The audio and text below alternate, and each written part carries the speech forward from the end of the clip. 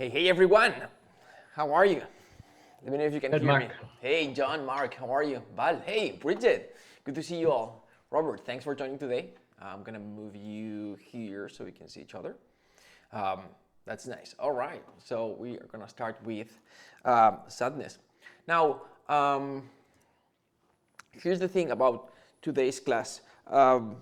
This is the. Do you have any pencil here? I'll have to grab a pencil. But this is the fourth time that I'm teaching this class. And so I find myself repeating, right, the same things, um, which hopefully, I hope they work. But before I start today's class, I wanted to have a little conversation with you, and I wanna, I would like to know what you usually struggle with, and what would you like to get out from today's class, right? But give me 1 second because I would like to take some notes. 1 second.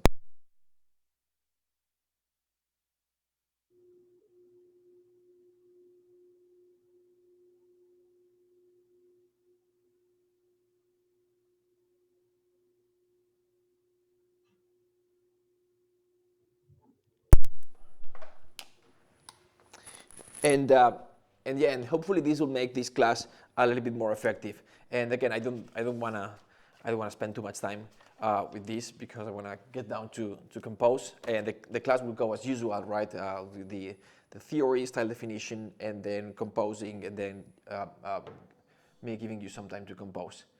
All right. So that's that. So some of you have been here for a while. Some of you, this is the first time that you are doing MTCM. Some of you've already done this class, and I'm so happy to see you again. And so so my question for you, and you don't have to participate if you don't want, but I would like to hear from you. Uh,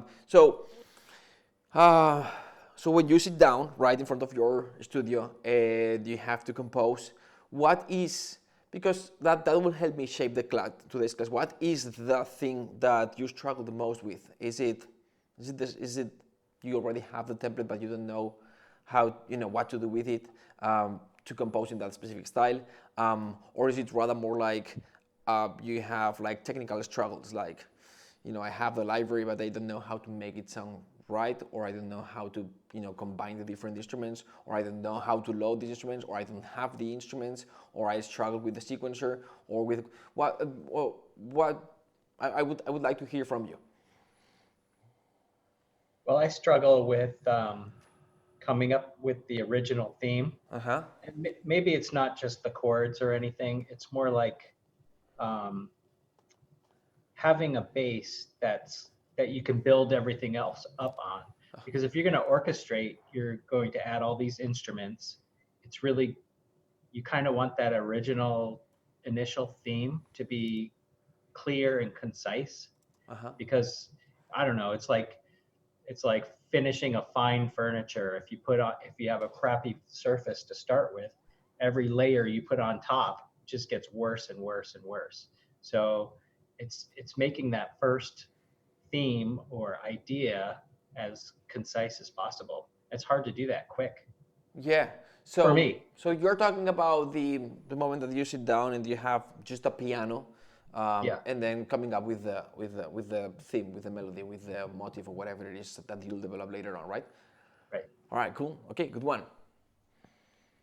All right. You don't. So you don't have any. So if you had the theme, you're saying that developing the theme is not, it's not a struggle for you. It's, that's not the hard part for you. Is coming up with something that's meaningful, that has potential to be developed later on. Right. Okay. Because you want to really enjoy it. And so if that theme falls flat, then it's not as fun to orchestrate to.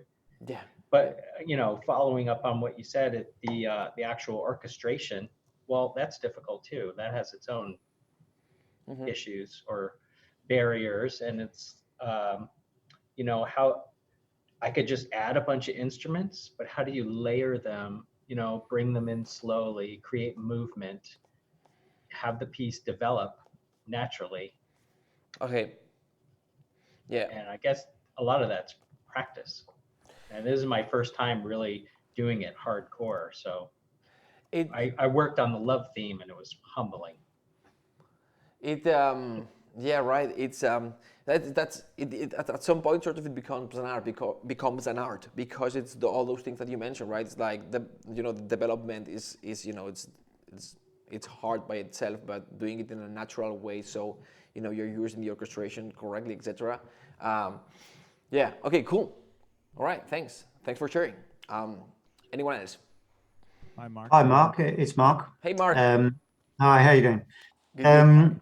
For me, having gone through the first course, or the third course for you, but my first course of MTCM, I learned a lot along the way, but I also learned a lot about what I don't know.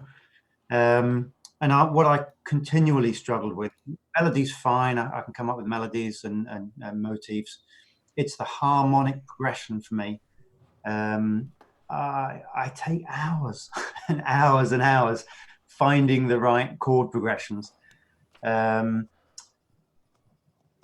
I know they're there. I just have to dig and dig and dig and dig, and eventually I find something that is kind of what I was looking for. So I've got it in my head what I want, but finding it is the problem. So if there's any way of sort of short-circuiting that arduous process and coming up with, I don't mean recipes for harmonic progression, because obviously we want it all to be individual on our own.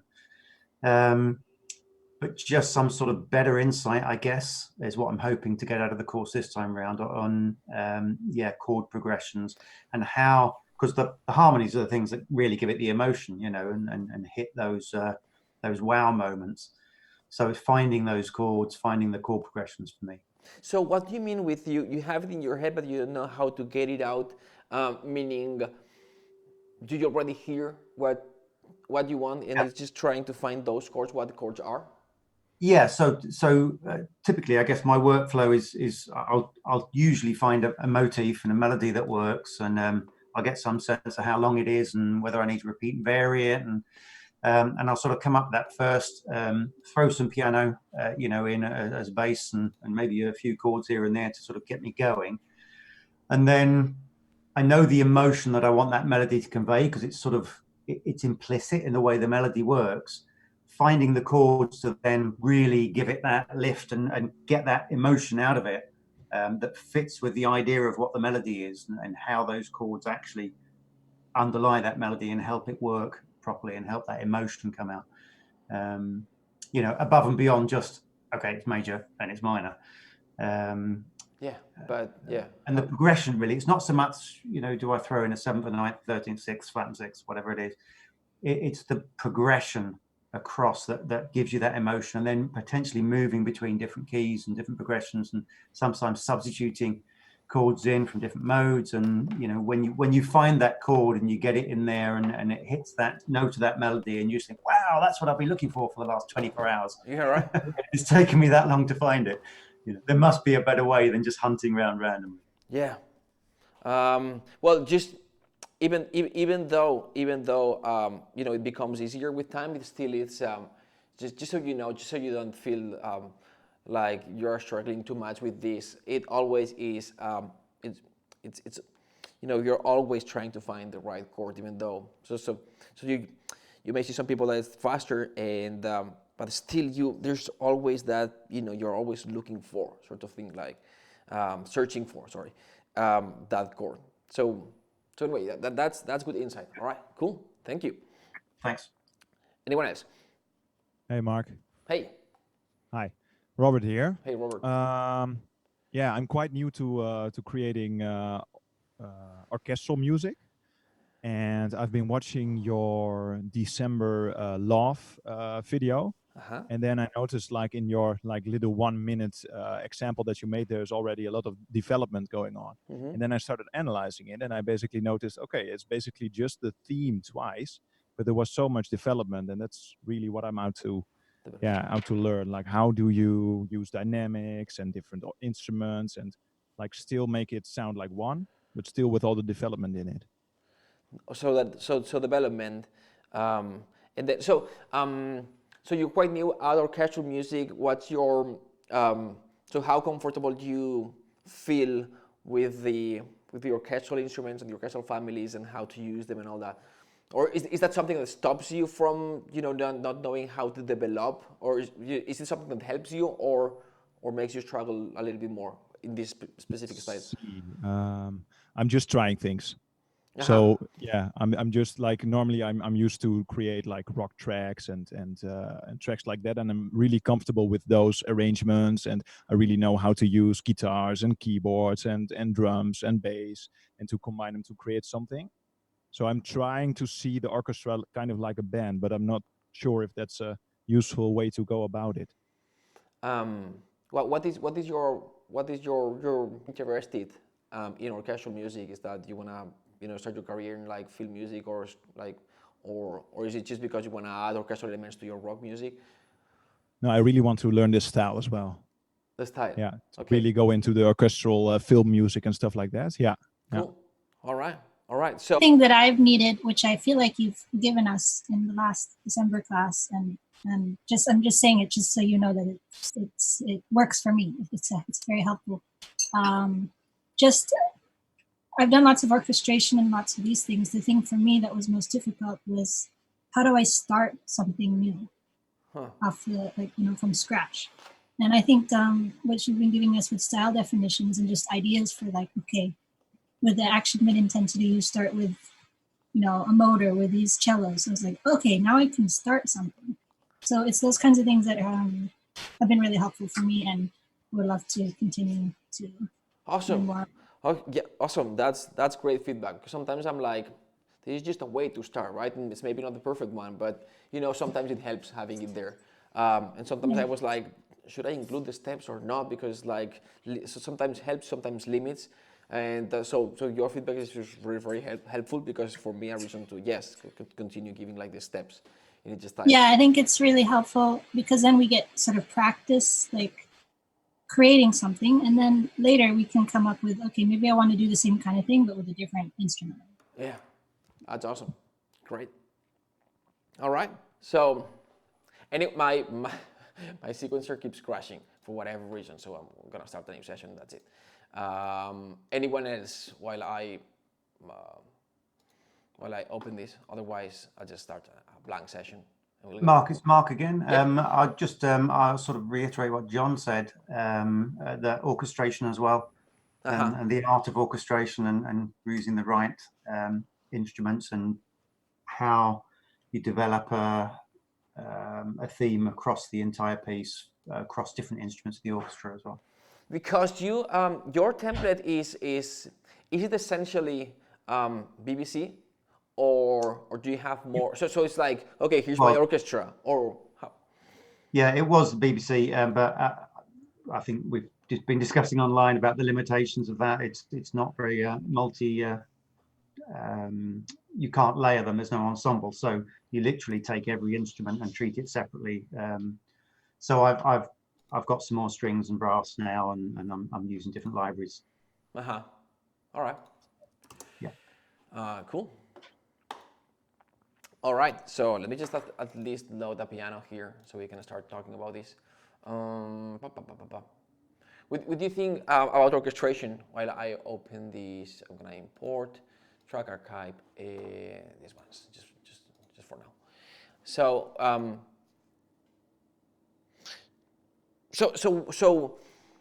to me personally, I see like BBCs, like I would have all the tracks that I need, and I know exactly. It gives me a lot of flexibility, and maybe because I've been doing this for more than a decade now, it's like, if I want that sound, I know how to create it. But would you say, or did I understand correctly based on what you said, that not having the sort of like pre-orchestrated options, like it would help having some pre-orchestrated options in your template, like a template that helps you compose, rather than having every separate instrument, and then you have to come up and understand how to, do that sound sort of thing, or come up with that sound. Is that what you mean? Yeah. So for the BBC, sorry, that's the dog going crazy. For the BBC Symphony Orchestra, just let me just shut the door. No worries. Postman's arrived. The dog's going crazy. No worries. There's no ensembles at all. So if you want to Yeah. sketch, you know, at the beginning of the process, if you want to sketch something, it's a real pain because basically you've got the piano. You can't sketch in, or, you know, across anything more than 2 octaves per instrument. So, Yeah. yeah. So I ended up just layering loads of instruments, one on top of the other. Yeah. Sorry, 1 second. No worries. Okay, so that's cool. Okay, that's great insight. So, so I'll try. So in today's class, we're gonna see, as usual, the style, and then we will compose a little bit, and then let's see if we can develop a little bit, which is something that we don't usually do because there's not that much time. But I'll see if I can organize the class so we can talk a little bit about that, and hopefully, as usual, we will cover the how to orchestrate this style. So the idea behind MTCM, those of you who've been here, you already know, but it's just, we're just modeling what works, right? There are 2 ways, I believe, to study and to learn music. There is you go to the conservatory. I went to the conservatory or college, and then you study everything that you have to learn about each specific area, like harmony, just history, and all these things that don't teach you music but give you like a frame of reference and all that. But like harmony and counterpoint and orchestration and composition, all these things, right? And you learn everything that you have to learn about each one of these, and then you sort of combine I remember when I started composing, it's like in fourth. Music in Spain is like 15 years, and then the 5 last years composition. And I remember the 4th year, so of composition, it was like you have to write a 60 minutes cantata. And that gives you, it gives you a structure, but you can pretty much do whatever you want there, right? And so, I compose part of the cantata I'm very proud of, but it's like, it's so big that it's not right or wrong. It's right that you can do whatever you want. It can be more contemporary, it can be more modern, it can be more cinematic, whatever it is, right, depending on the style that you. And so to me, when the MTCM is like the other way of learning, which is nothing new. It's just it's basically modeling what works, and we study styles. And we see, okay, this is how we combine all these elements, right? Harmony, orchestration, the melody, what type of melody, what type of chords, right? And then it's like, then boom, this is how you compose in this style. If you just learn this, you will be very limited to this style. But I picked a series of styles that sort of will give you the entire spectrum of like musical composition. And but basically, it's just modeling what works. And my template, for example, if you see my template, it's not, in general, the big one. It's not, yes, I do have the separate instruments, like the violins, one spiccato, right? But a part of my template, it's pre-orchestrated the stuff. It's like pre-orchestrated tracks, which again is like modeling what works. What if you need like the Hans Zimmer parts of the Caribbean, low staccato strings, that type of sound. I'm not saying that, but that type of sound, it's common not just in that movie, but in many movies, right? What if you need like the fast John Williams type of a string? So I build my template based on the sounds that I hear in my head, and then I'll spend the first time that I'm creating that sound takes me a while, right? But when it's created, it stays in my template because it's result driven, right? It's not just loading everything. And then, depending on the style, I'll be able to orchestrate, because sometimes it's not about having an instrument. It's having it loaded and tweaking it so it sounds the way you want it to sound. What if I want the Jason Bourne cello spiccato type of sound? So all these things to me is what is the sound that I want, and then creating the sound, and then either leaving it there in the template because I use it quite often, or then saving it somewhere else so I can recall it, so I can do like a little bit more like a modular approach, so I can load it later on, and I already have the sound that I need. All right, cool. So that's what we are trying to do here. Now let's get this started. So it's gonna be sadness. I don't know where it is. Oh, right there. It's already here. All right, boom, boom, boom, boom. I'm gonna move it here. Sadness. All right, so I'm gonna make this a little bit smaller because we all see this, and I'm gonna make this go here. All right. You know what? I'm gonna move you guys. Do you have the link to the slides? Yes, definitely. The link to the slides is gonna be here. Sure. Copy, done. Chat. Paste the slides.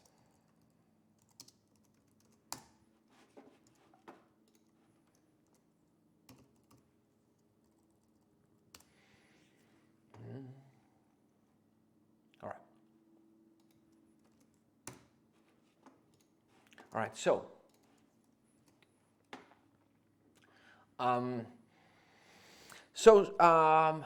so sadness. If we compare sadness to love, which we saw last week, which is here, I'm gonna put love here, number 1, and then sadness gonna be number 2. It's pretty much the same. This is love, this is sadness, and the tempo is gonna be very, very similar. Maybe sadness a little bit slower, right? This is love, this is sadness. Maybe sadness a little bit slower, and I like comparing. I like comparing these styles because well, at the beginning it's easy, right? Like love is just major chords, blah blah blah, and all these things, right? This type of melodies, this type of harmonies, and this orchestration. And then sadness, I like to, compare the last style and then how it evolves, how the next one is an evolution of the last one. And especially this becomes handy when we are maybe in style 11, that at some point the difference is very, very subtle. There are some times that the harmonic is sort of the same, but then depending on the orchestration, it changes the style, okay? So if for love, we had like basically slow tempo, in sadness is gonna be the same. It's gonna be slow tempo, mostly gonna be quarter notes and eighth notes, and tempo will range, 44 to 90. Just a reference, can be a little bit slower, can be a little bit faster. Usually we're gonna be talking 3-4-4-4, something like this. Mostly in terms of harmony, it's going to be the same again. Love was mostly major modes, right? In this case, it's going to be mostly minor modes. That's going to be the biggest difference. So minor modes, most of the time it's going to be root position. So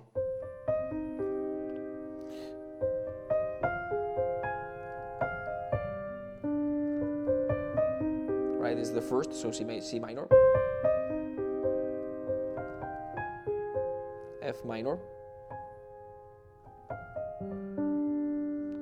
This is the major fifth, in this case dominant. But first and second inversions can occur actually frequently when it helps for us, like a stronger voice leading.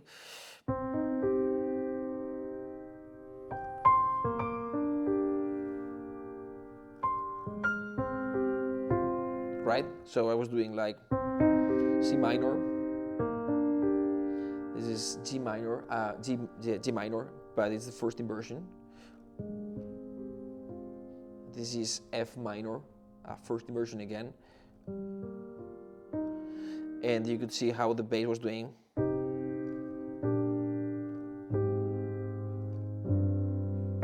Sort of thing, right? And that's another thing that's gonna help to the style, like the descend, like the slow descending melodic lines. Those things will help to the style. So now, extensions and resolved suspensions. In the pre-training, let me see if I've got a pre-training. Yep, right here. So in the pre-training, we saw like the simplification of all this, which was, hey, major chords, positive emotion, minor chords, negative emotions.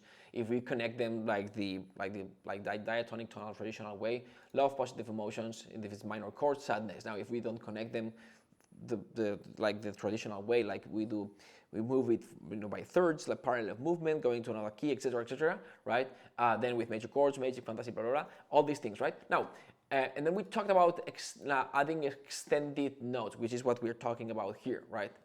Extensions and resolved suspensions. So we said that, when it's a major chord, it adds character and sometimes enhances the positive emotion. When it's a minor chord, it adds a little bit of tension. So, and it works great for when we transition from this sadness to something like more like suspense, action, mid intensity, and stuff like this. So going back to sadness, yes, we can add extensions and we can add some dissonances here and there, and it's completely fine. But if we do too much of that, we will start transitioning into suspense. Now, suspense has another series of it's got other things like the melody is not as thematic and it's more motivic. We will get there today in a bit, but just be careful. Yes, we can add.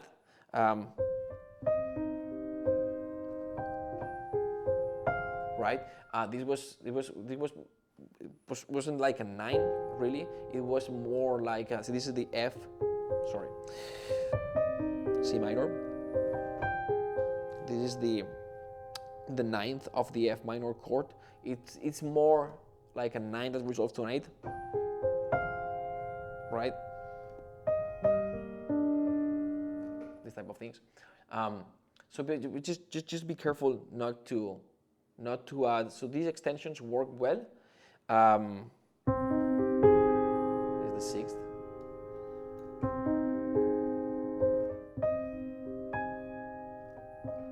But just be careful, not because we're gonna start transitioning to the next style, which would be suspense, when we start adding extensions and dissonant notes. All right, so it's common suspensions: 7 to 6, 6 to 5, 4 to 3, and then modulations are commonly used more often than love. Even though love can modulate as well, definitely, and this is a good way for to develop the music. Right, cool. So melody, it's very similar to love. So for love we had, in general we don't have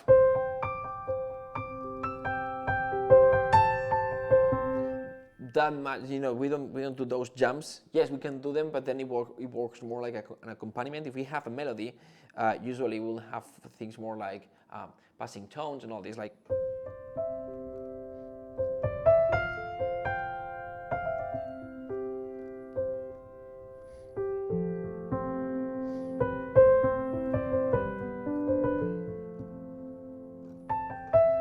This type of thing, right? So with sadness, it's going to be the exact same thing.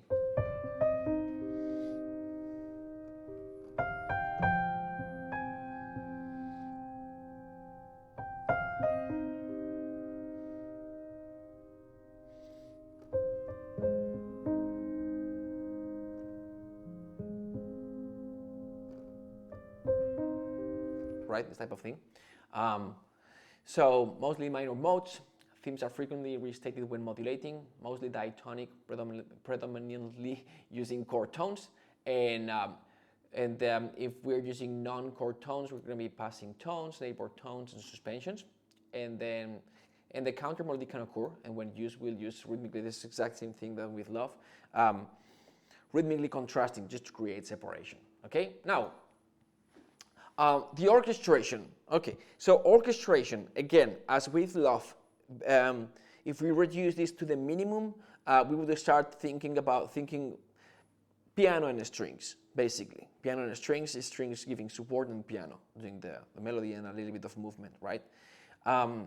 Which basically means like the mid lower strings doing the support, doing the background and the background element, and then a lyrical instrument. A lyrical instrument can be a piano.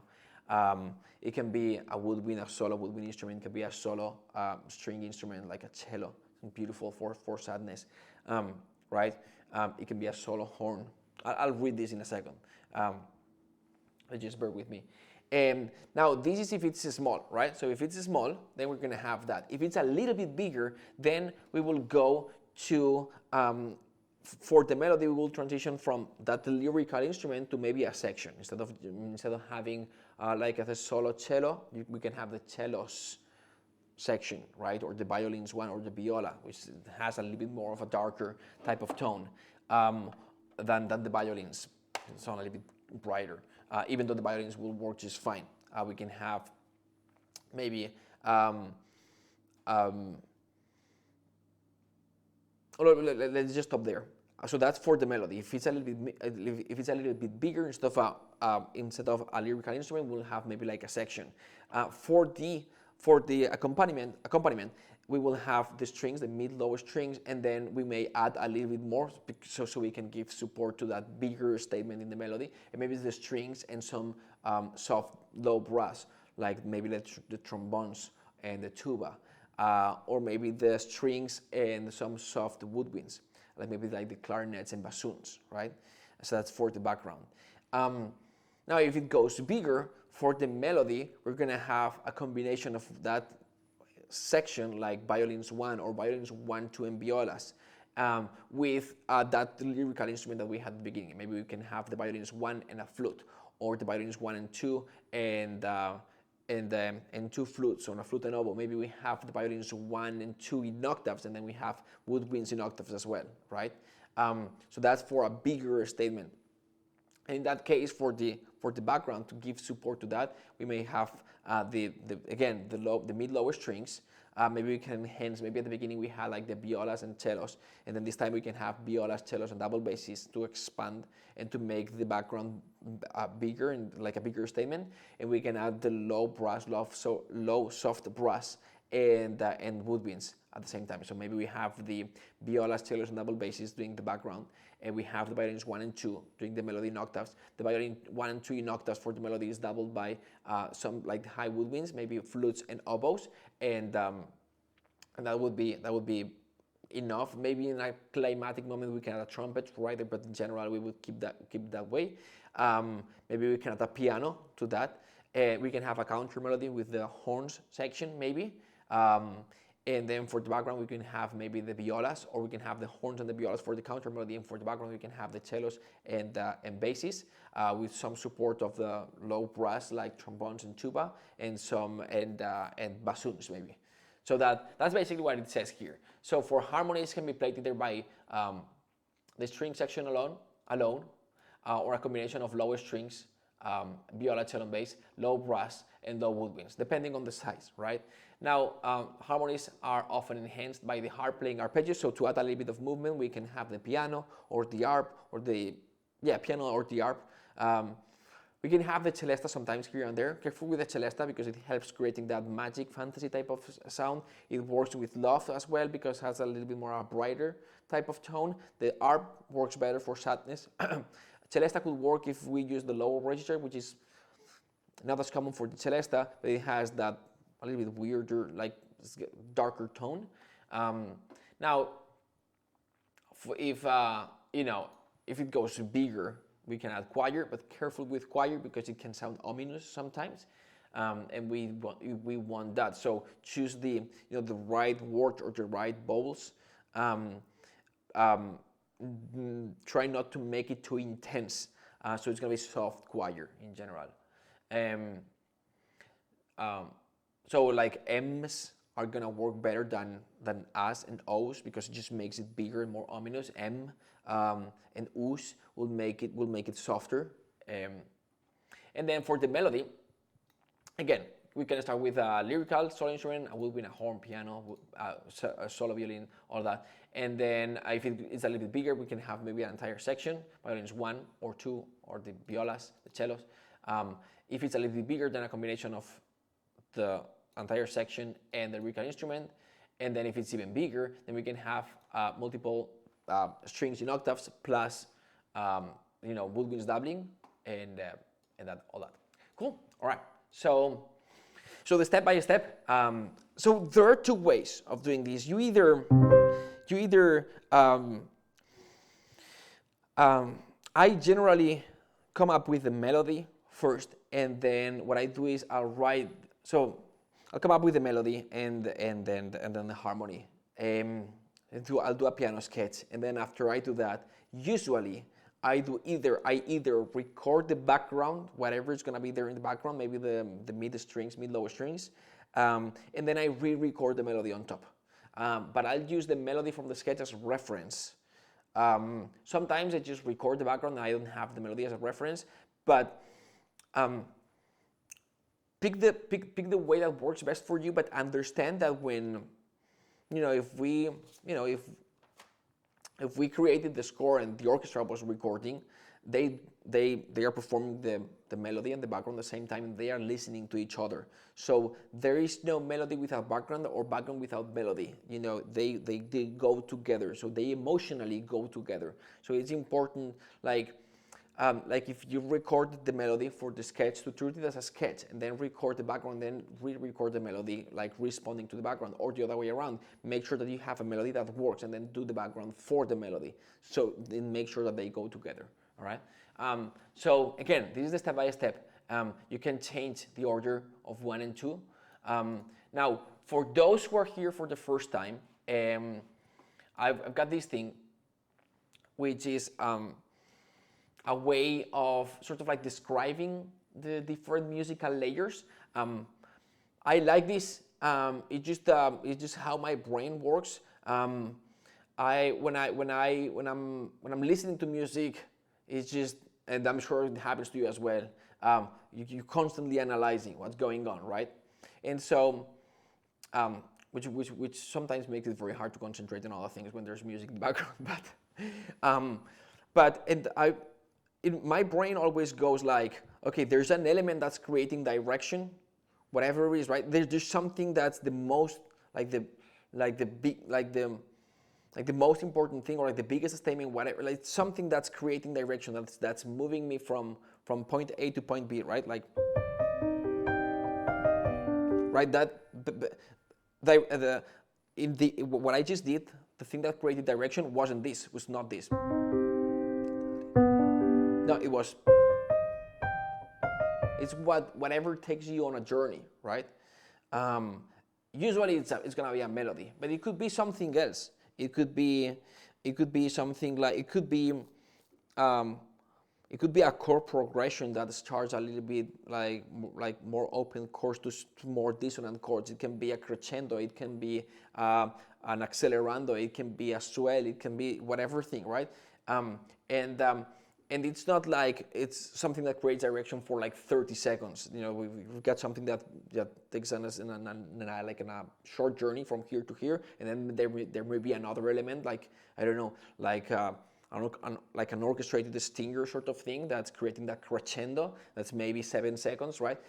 So those things change as we are developing the idea, right? But there's always there's not always, you don't have all these elements all the time, but sometimes we have that element which creates direction, which takes us on a journey from point A to point B, right? Then we've got something that creates movement, right? If we've got this, we may have an harp doing something like,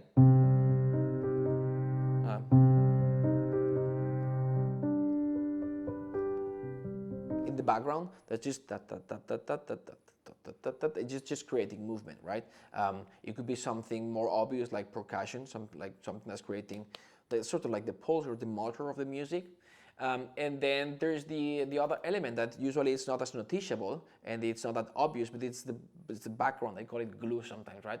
It's anything that sits behind the mix that it's there. We don't pay attention to it unless you focus on, you know, like listening and see exactly what elements there are in there. It's super important because it's what sort of like, it's like what connects all the elements. It's there, we don't notice it, but if we take it away, it's like, oh, now something's missing, right? So that's the background. So those would be like the three main elements. Then we have enhancers and bass. You can read this later on if you want. But basically, you do not need to have all the elements. You could have a beautiful strings melody, just the melody.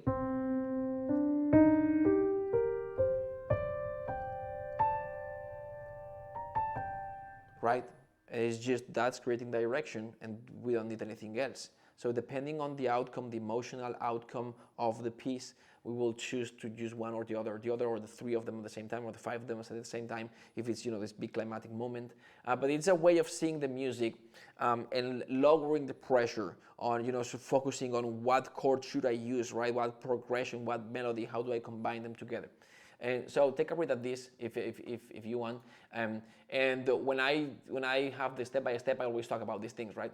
I come up with the background first, then the direction. It's like, so basically, usually in this style, the background would be maybe the harmonic progression, and then direction, maybe it's the melody in this case, and then create the bass, like extend the texture if needed, and then add movement, again optional, like perhaps arpeggios, stuff like this, or the piano accompaniment, and then sparkle and ear candy, like if you need like big climatic moment, you may have you know, like a cymbal swell that connects one section to the next one, stuff like this, right? So that's that. Now, this is the thing that you can change, right? So people is like, why do you do the chords first and then the melody? So sometimes, like, I'll set the tempo and then I'll come up with a sketch, and then I'll do the chords underneath of the sketch. So it's like the strings texture, the strings background texture, and then I'll record the melody on top, so the melody flows better with background. But you can change the order of these two if this works best for you. Okay. So that's it. So that's that. Any question? Because I'm gonna compose a short passage, and then I'm gonna give you 5-10 minutes to sort of experiment with what we've talked about. All right. So I think. What do I have here? Got the. Do I have? So these are my template, but I think we can manage with just these tracks. So sadness. Gonna go with strings.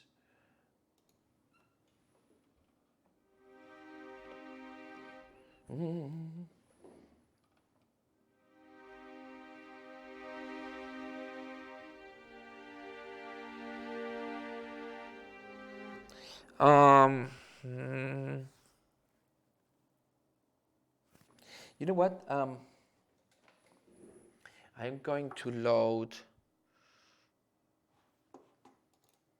So let's talk.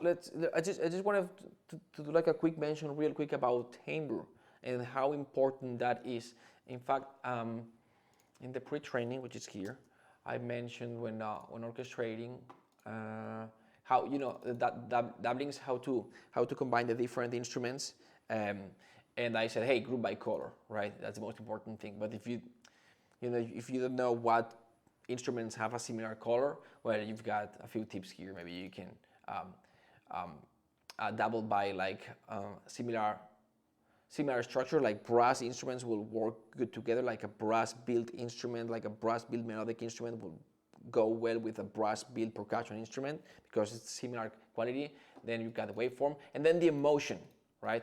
So the emotion I want to talk about. So sometimes you know that one instrument, like using a specific technique, creates a specific timbre, and that timbre works well for one specific emotion, right? And so,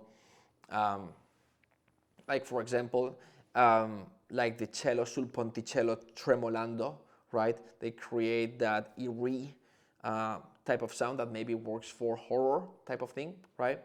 And then maybe the violins in the low register using the G string, which is the warmer of them all, and maybe sul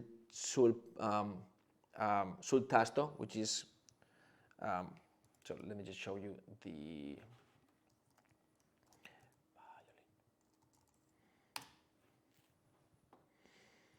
violin. So this is a violin. Let me just go here.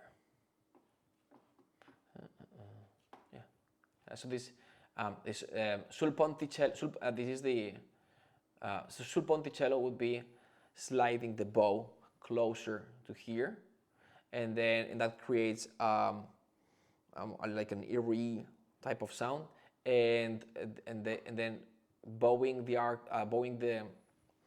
bow closer to here would be sul tasto, and then this produces a warmer type of sound.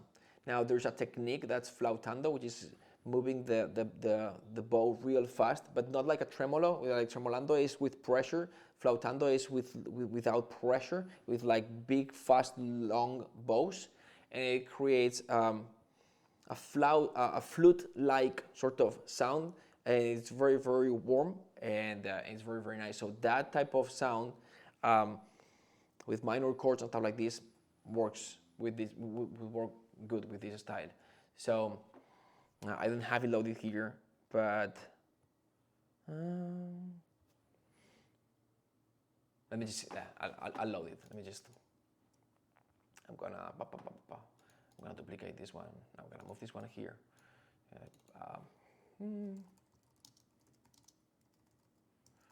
Flotando. So I'm just gonna load it. I'm gonna get rid of this guy, and I think I have it. Give me 1 second. It's here. I'm gonna go samples.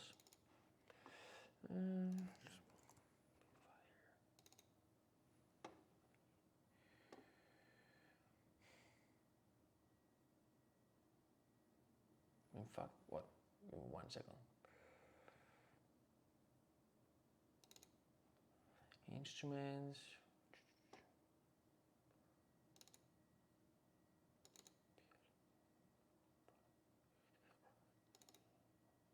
Flotando right here.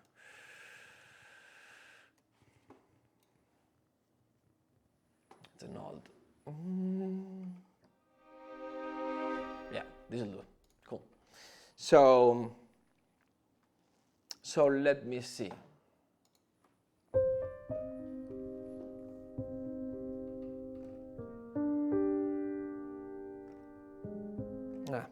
This is what I did in the other class. It's sometimes hard for me not to do the same things. What I had, just so you know, I'll try not to repeat, but what I had, what I did the last time was, it was something like, it was recording. Was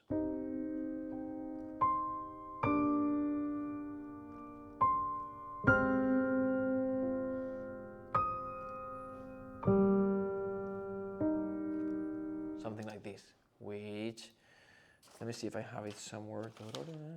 Yeah, right here. That's what I had, which is this.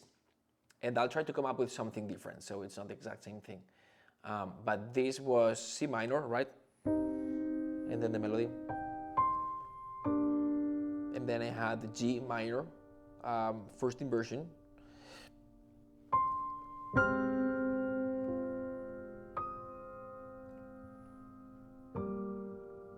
So C minor, G minor, F minor, and then E flat major sort of thing. But it's like an F minor that resolves to E flat major sort of thing, or an E flat major with 9 that goes to the 8 sort of suspension.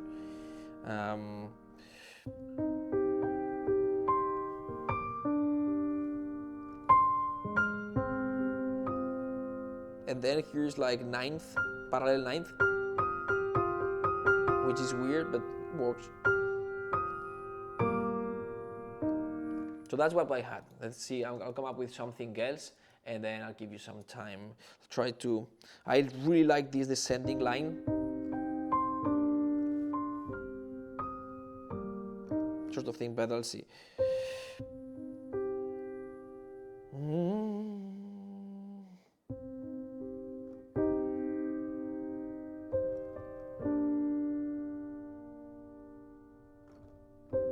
Yeah.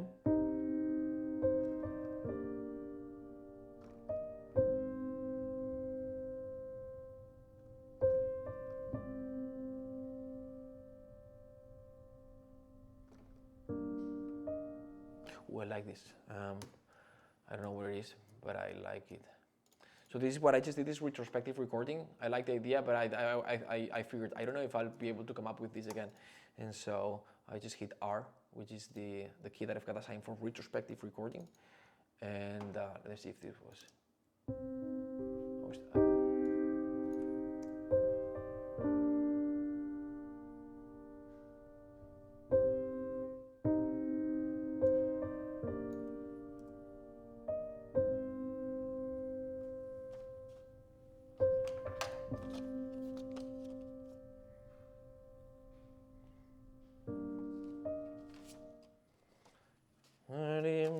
Yeah, sort of. Okay. So what we did was C major. So C minor, sorry. Boom. So we had this chord So, right, so this is C major, C minor. Yeah, do, rem, so boom. Do, rem, re, di, dom, so something like trem, di, dom, do, rem. It's gonna be so something like this. Do, rem, di, de, dom. This is a G minor.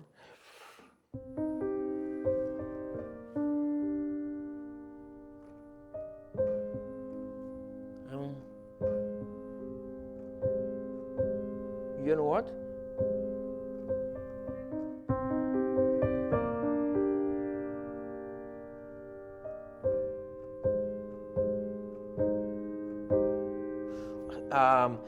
We could have something like G. So if we have the problem of having an A flat major, which is what I had, is that it takes us a little bit out of sadness, right?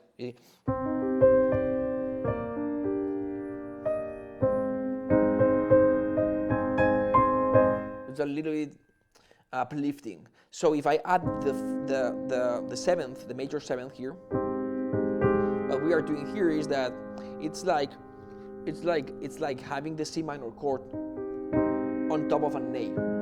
So it's a mixture of an A flat major and then C minor. So it's not as uplifting. So that's what I'm gonna do. I'm gonna add it with major 7. No, no, no.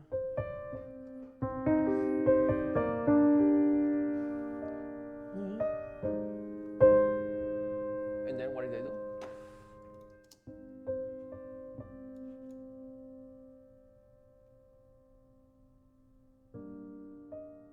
And then do, re, re, di, do, re.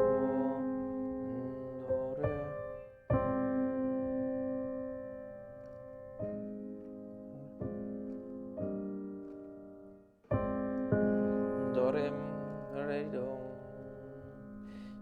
re. It's a little bit weird, but do, re,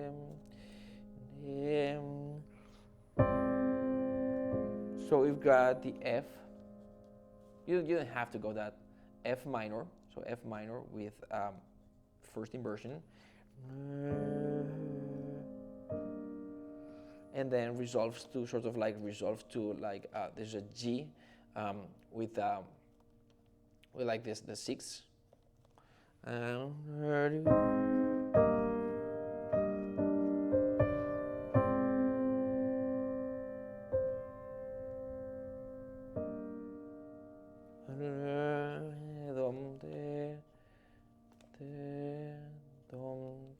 Something like this.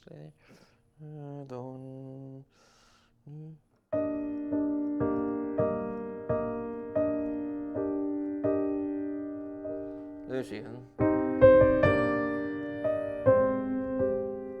Oh, what we could do is we could keep this sort of like the G sort of thing, and then it goes down like this, right?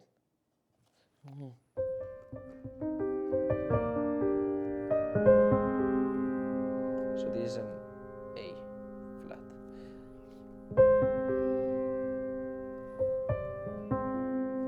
That's nice because here we would just lower this voice here and we would keep these other two voices.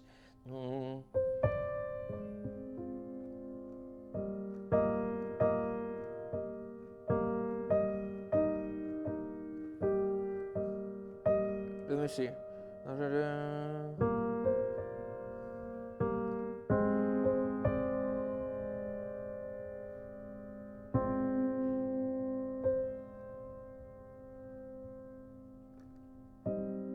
I think I'll just go C minor here. C minor.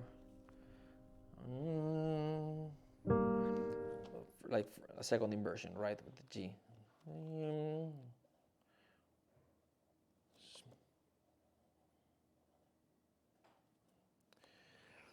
So, gonna record this again one more time.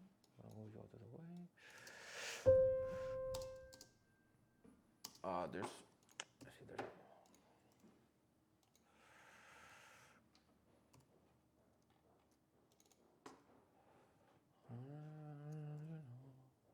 That's it. And then there you go. Oops. Right.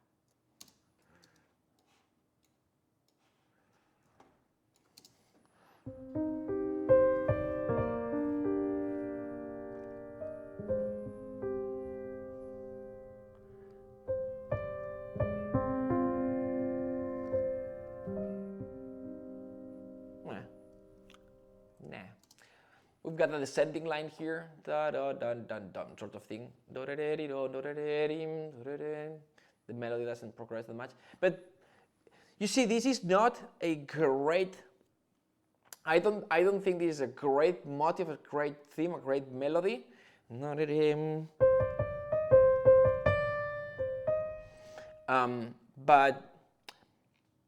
But we'll see what we can do out of this, right? Because sometimes a good tune is a good tune, right? I don't think this is a great tune, but I think it has some potential for development because we've got this repeated motive, right? This is repeated like several times.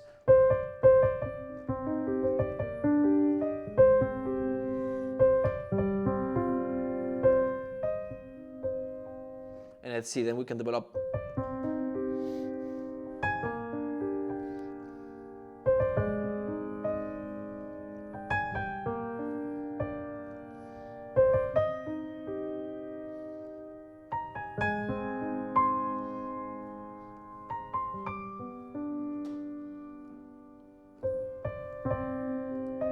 Right, so we can second melody out of this, if that makes sense.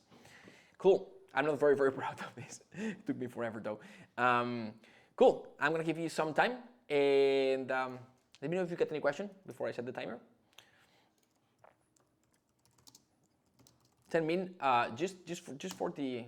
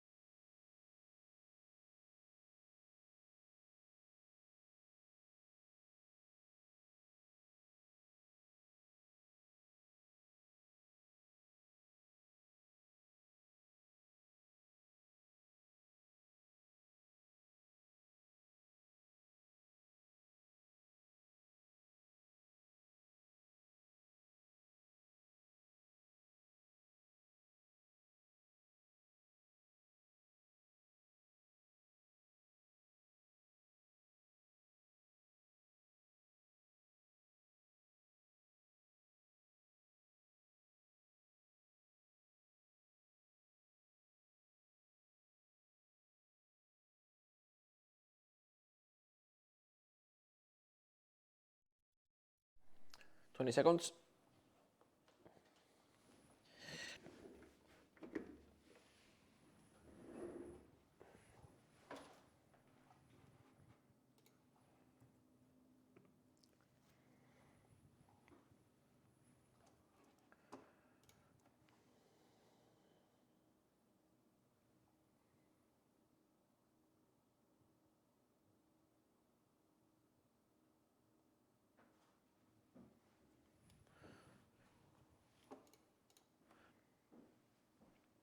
All right, so I'm gonna re-record this with tempo and all these bars and beats. Let me see. That is fast. I'm gonna see a tempo.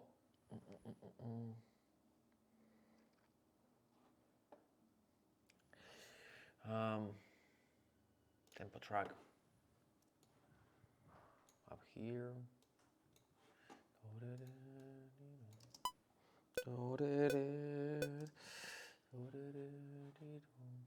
bit slow. Yeah, cool. So 1, 2, 1.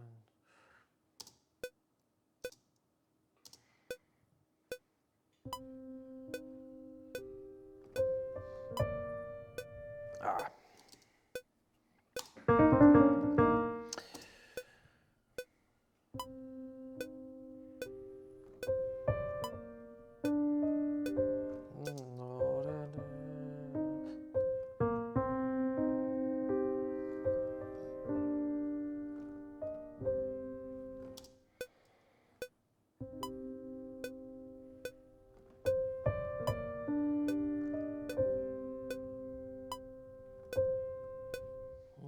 Maybe I'll do it.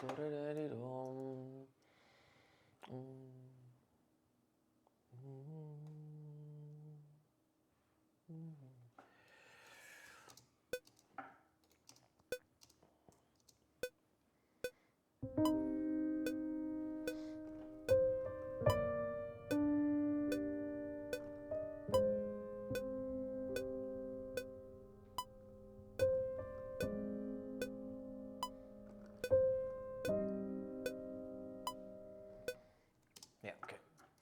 So I would have to change the key, the time signature and all that, but I'm not gonna do it for so we move faster.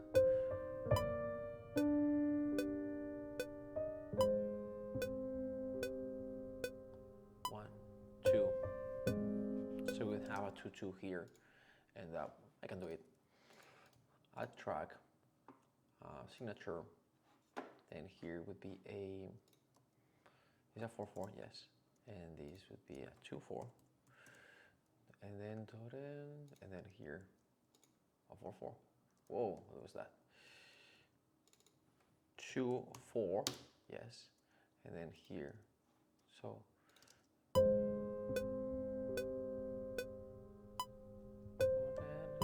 Exactly, and here 4/4 again.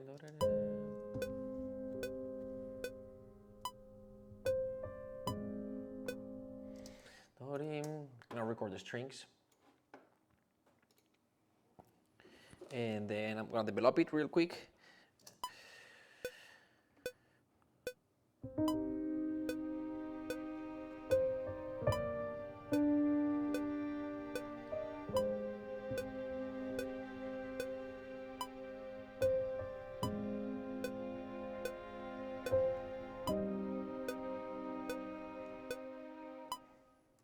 Right. Yeah, I think the melody could be the piano, and then the second time around, we're gonna develop this a little bit more. Let me see. Can we see a keyboard? Yeah. Let me just move this here. Cool. So what I did, I'll do this one more time.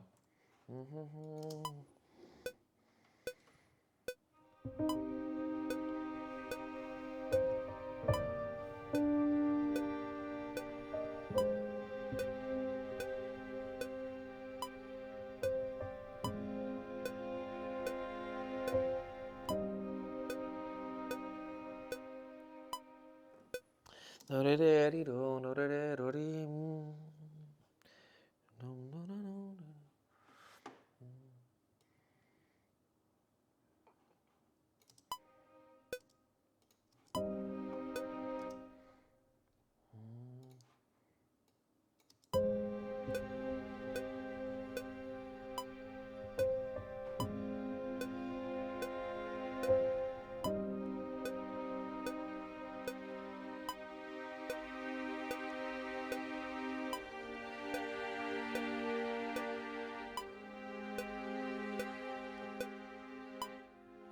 Ah, dang.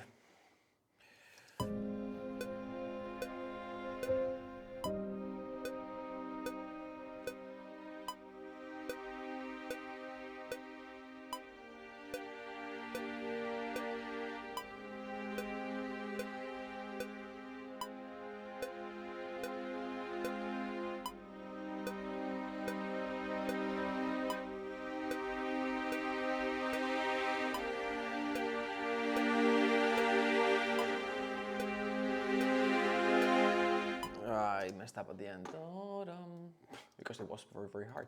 No, because it's very similar to the other sketch that I did for the other class, and my brain goes there.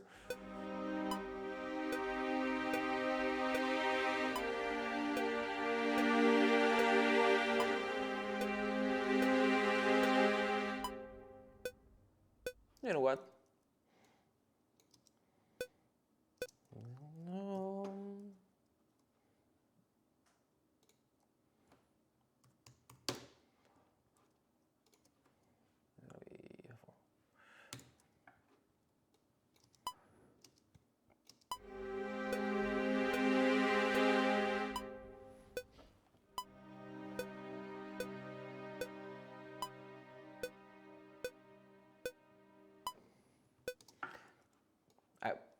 I wasn't planning on doing this, but I did. So we've got the melody once, and then I did this real quick. I repeated the harmonies a couple of times, and then I'm gonna be developing.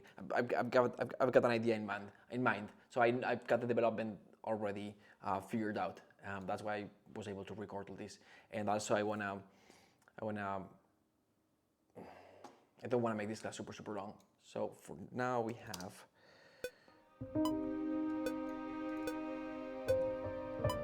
Strings are doing the exact same thing that the left hand of the piano is doing in terms of harmony and voicing.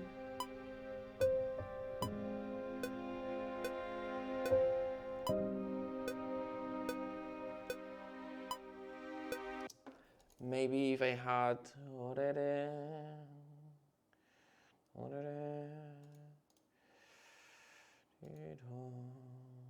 Let me just load my strings real quick. File, import tracks archive.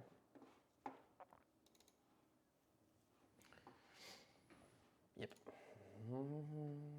It's gonna take a second.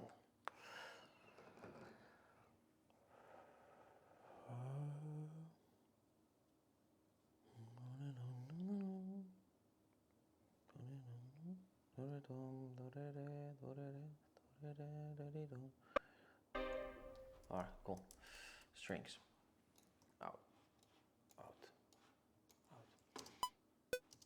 Oops. Now where is this?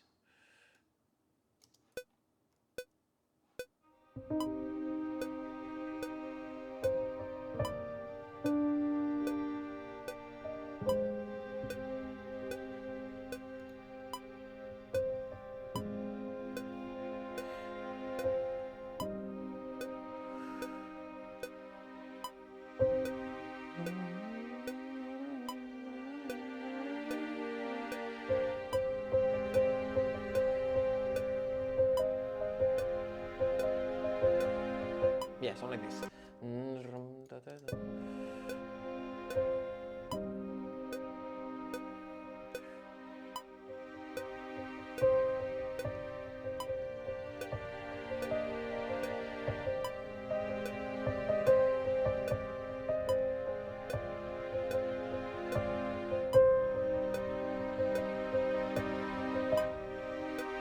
Okay, so this basically is the motif. repeated and variations. So it's in sort of like creating movement, and it's in the background. It's very, very soft. And I'm gonna there's gonna be 16 notes. Quantize a little bit. It's very, very soft and increases.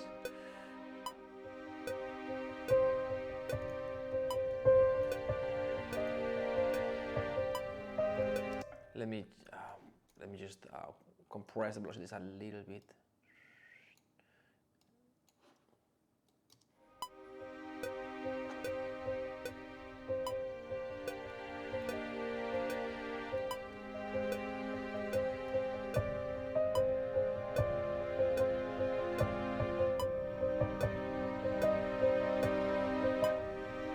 All right, so that's sort of like the first repetition, not exactly. Maybe here we had a cello.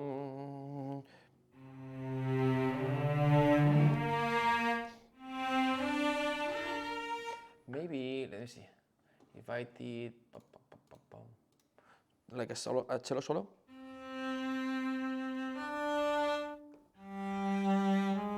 I don't know how this is gonna go, let me see.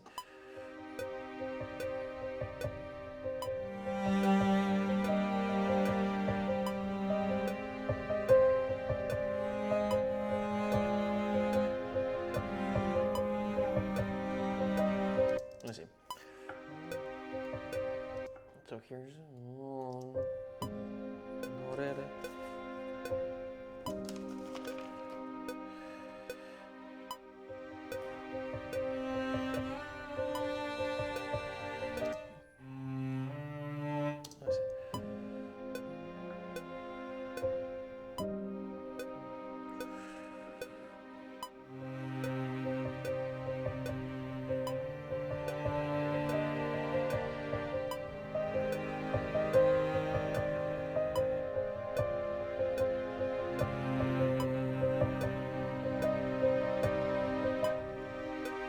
it's not perfect because the patch is not working very well. It's just a cello solo, and basically I just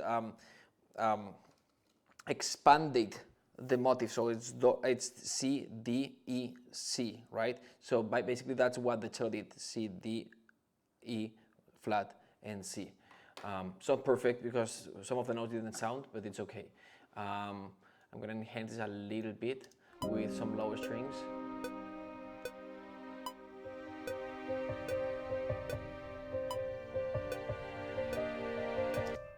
There's a little bit of, when I quantized, something went wrong here.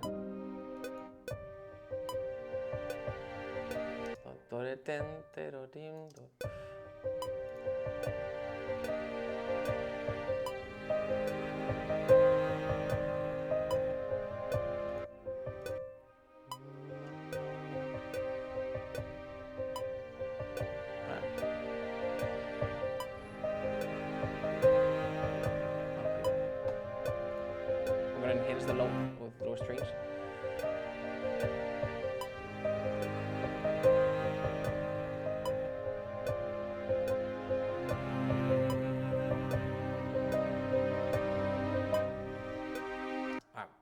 So just added a little bit of low ends with the sort of like the cellos here, and now for the last repetition, sorry.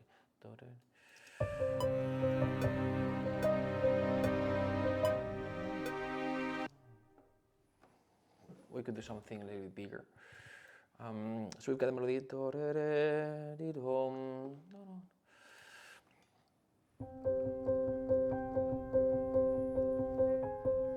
Let me see what.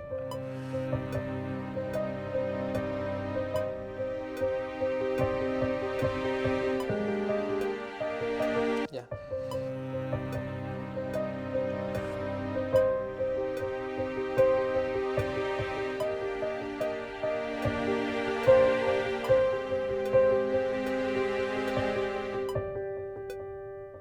Oh, I don't remember. I didn't remember all this.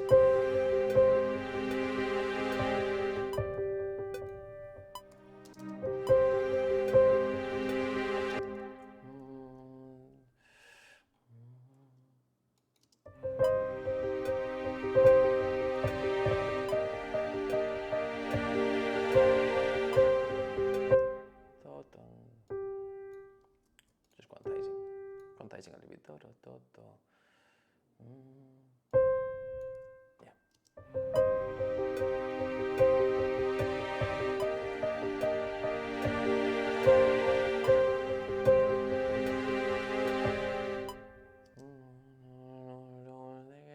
Tiki-taka.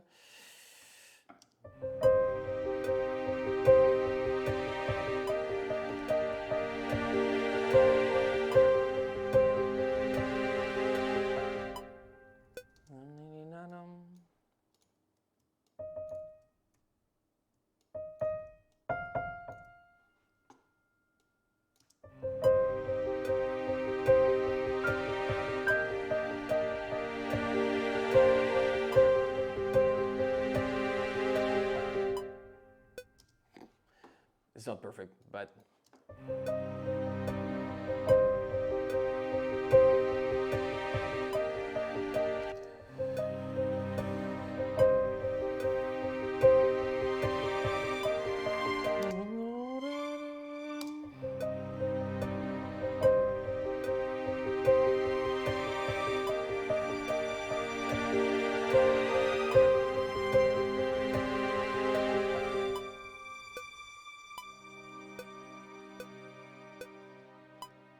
this drop here, that doesn't quite work, and I would have to prefer it and all that. And I'm not gonna finish it, but you see how this is going. I'm gonna enhance the low end here with the strings.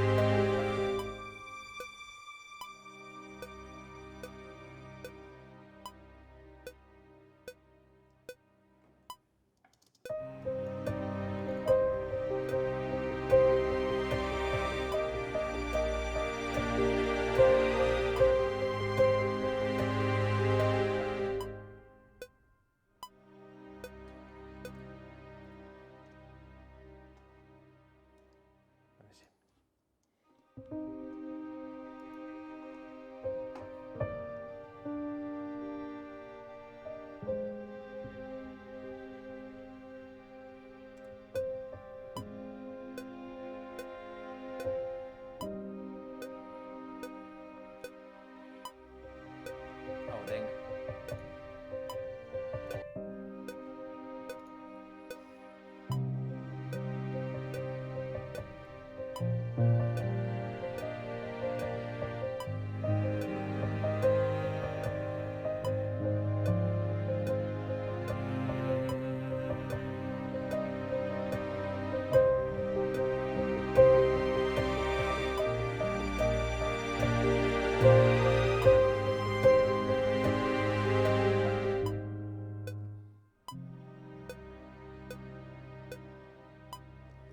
Too low.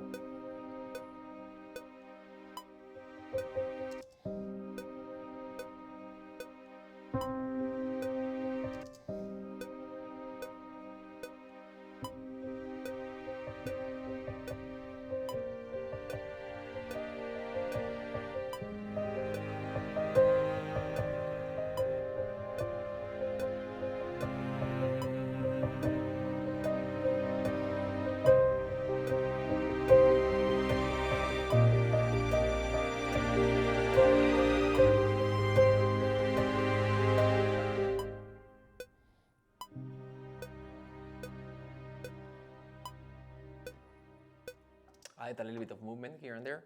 If I had some, I would. For me, I would prefer this to be the R, but I don't have it loaded. So yeah, this is sort of how it goes. Let's. This is not finished at all, and I rushed a few things, and it's not perfect, and the cello line doesn't sound good. But maybe I can replace this. No, that doesn't sound great. Maybe.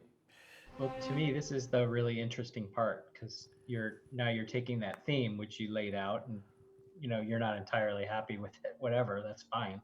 But the way that you're developing it is super cool, and that's Awesome. like, I'd like to hear what you may do with it after this. Yeah. Like, what your plans are, Yeah. what ideas are. So, yeah, Peter, he tells me, I love seeing you struggle. It's like, cool, all right. So the plan here, this works. This is the first part, like the intro. It's piano and strings.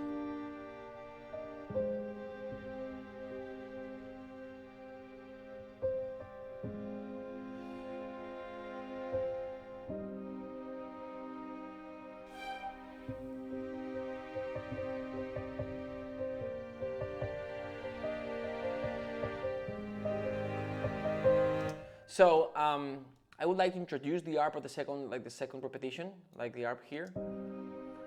Tun tin tan, tun tin tan, or something like this. And then here, we've got the low strings coming in. I'd like to prepare that entrance a little bit with something else.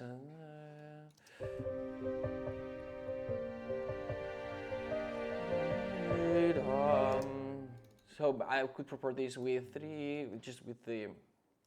So these are basically the double basses coming in, right? So instead of coming in with in the downbeat with the A note,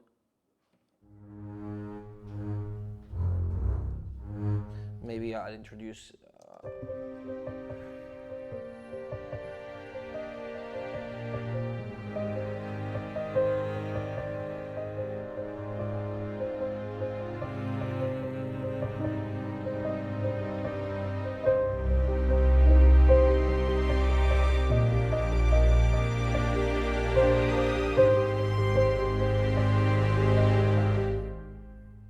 Yeah, it's work. So yeah, just introduce it a little bit more. Then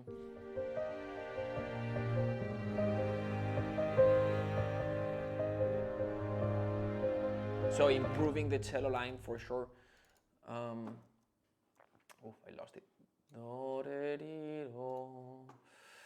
Maybe I can double this with the.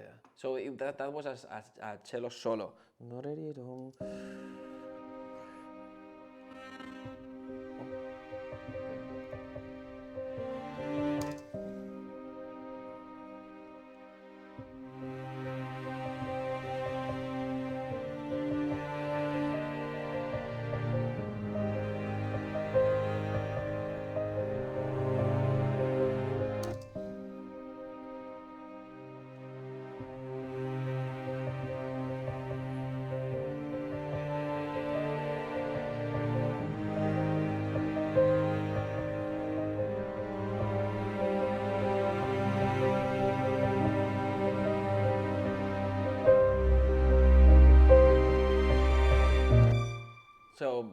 So maybe two cellos and do, re, do, one resolves down, the other one does the fifth above, something like this. And then for the end, just making that a little bit bigger. And building on that crescendo that would, sort of like, so that this drop here is like, it's not like prepared, there's not like a crescendo that sort of like prepares like the cliffhanger moment. So I will work on this a little bit.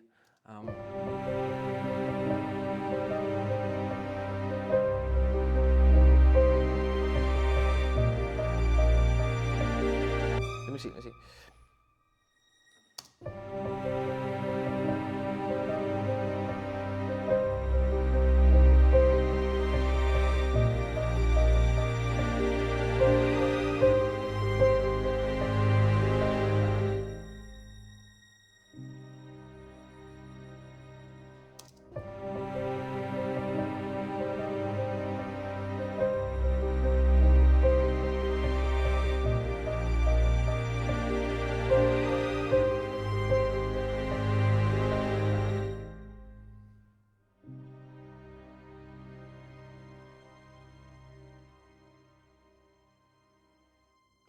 No, that last one should be a G.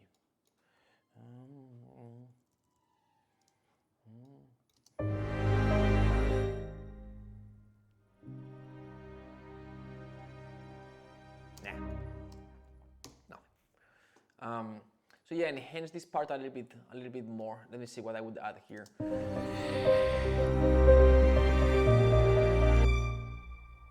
I just broke. I don't know what happened, but the tempo.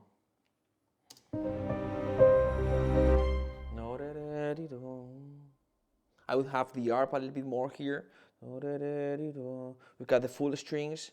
I would double the do melody with the high strings with flutes to thicken that layer a little bit more and to color that string sound. At the moment it sounds a little bit too thin. We could have the min octaves, but we've got the piano already doing its own thing. So that's why I have it up, above the piano. It sounds thin, but with a flute or a couple of flutes would thicken the sound a little bit, and I don't think we need the octaves. Sorry, Mark, yeah, could go you ahead. just repeat that? Were you talking about adding the flutes to double the melody? Yeah, that melody, the high strings melody. I don't know what happened, but the session just broke a little bit, and the tempo is all messed up. So I'm not gonna play it back. But yes, the flute doubling that melody.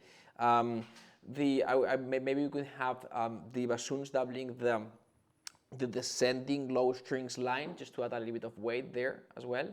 We've got the piano with the repeated notes doing this.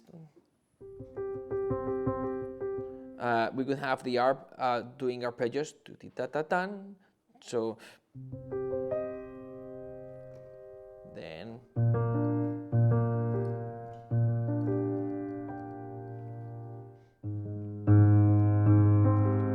yeah.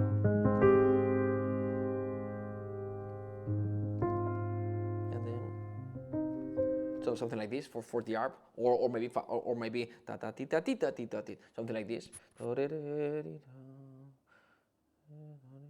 Maybe we can to add a little bit more of to make it a little bit more sad and more a little bit more tragic. We could have the tremolo strings, like tremolo, this layer here with the harmonies. So we started with flautando, right? Very, very, very soft, and then we added just the regular strings. It opens the sound. Then we added the lower strings, thickens the texture. So at some point there, before the drop, before the cliffhanger moment, we could have in the background moment, the harmony here, we could have the tremolo strings mixed with the sustained strings. So it's not like just tremolo strings, right? It just adds a little bit to the texture. And with the orchestra, that would be done dividing the strings. So like if we have this, which is the background, and we have, for example, here we've got violin 1, or maybe the violin 1 section is doing the melody, right? And maybe we have here violins. Let me see. So maybe this is cellos and double basses, and here we have violins 2, right? So divisi, and then viola. We could divide the viola in 2, right? And some of them do sustained notes, and the other do tremolo. And then we can have the violins doing the sustained note here, the half of the violins 2 doing this sustained note here, and then the other half of the violins 2 doing this tremolo note here. Or maybe we can get rid of this note, and then we can have the violins 2 doing half of them doing sustain, the regular sustained note, and the other half doing tremolo, and then the same thing for the viola, and the same thing for the cellos. The double basses, I wouldn't do that because it just darkens the sound too much. So something like this, that's a little bit of, makes it a little more tragic and more emotional sort of thing in a sad way. And then here, the last chord, instead of, maybe we could have it, concertino for this last chord, timbre change again for that last soft chord, or maybe flautando again, something like this. But I think sortino, and this works great having this cliffhanger 2 beats and then the last chord, because it's the time that they would need to position the with samples, not a big deal, right? But if it was a real orchestra, that's the time that they would need to put the moods on the strings. And yeah, I just saw some ideas, but definitely the first thing that I would go for is that melody. For in the high strings, I would double it with woods, because right now it's a little bit thin, and the samples are not cutting it at the moment. And that's another thing. I'm synchrostrating this. I'm not orchestrating it. And synchrostrating is orchestration for sample libraries. So in a real orchestra, that melody with the violins would sound beautiful. A little bit thin, but nice. with samples, sometimes depending on the library, some of them sound better than others. In this case, yeah. So it's like if I double it with flute, it's gonna sound good because I know that the flute in that range and that library that I'm gonna use, the legato sound very natural and sound very nice. So some of the things that I do sometimes is like, what I could do with that melody, which is here, is the high strings. I would have the arp repeating that ton, ten, ten. So ton, ten, tin, ton, right? Just the first note. And that because this sounds thin and they sound great because the transition, the legato doesn't sound very, very realistic. So if I had the arp here at the beginning of each note, what it does, it thickens a little bit, it adds color, but the purpose is because I'm using samples and this specific library, this specific range doesn't really sound good. The arp there hides the problem, which the problem here is transition, the legato transition between the different notes. So putting the arp at the beginning of the attack of each note helps hidden, hidden the imperfections from the sample library. So as an orchestration, it makes sense. It adds color, but as a syncastration standpoint, that makes even more sense because it's hiding the problems from that specific library. So just some ideas, all right? So we were supposed to do suspense, but I think I'll leave that for another day or another class. I may go live at some point, or I'll pre-record. I'm sure I'll schedule another class with you guys so we can do suspense. But I just can't stay here for longer, and I would like to have like a good 1 hour or 90 minutes to do suspense. Any question? Because we're gonna finish the class now. Let me know if you have any question before we finish. Just a quick question. Oh, sorry. Go ahead. In the MIDI, I saw you make the MIDI note louder with your mouse by going over it. How did you do that in Cubase? Yeah, Control Shift, and then just so it will be something like select the note or Control Shift, and then see, it changes to this, and then just click and drag, and then it works. Thanks. Yep. Val? Yeah, just quick note. I think somewhere on the Facebook group, somebody asked you how you made your piano sound the way it sounds. I was just wondering if you would still be able to share the settings or something for your emotional piano. This one in particular? Yeah, because I have the same piano.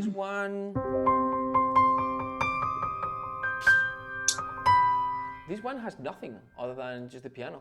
This one in particular. Let me see. Let me just. Do you use a reverb or something? So you haven't changed any of the. Oh, you have the old version. Yeah. Let me see if there's a little bit of EQ. There's a little bit of EQ. Let me show this to you.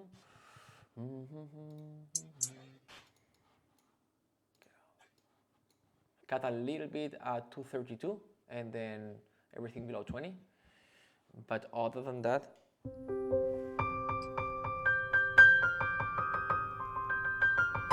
I like. Do you have like a reverb or? Not in this case. It's no? bypassed. But if I had a reverb, well, I had this one, but it was bypassed, and now. When adding a reverb to pianos, I like cutting the reverb.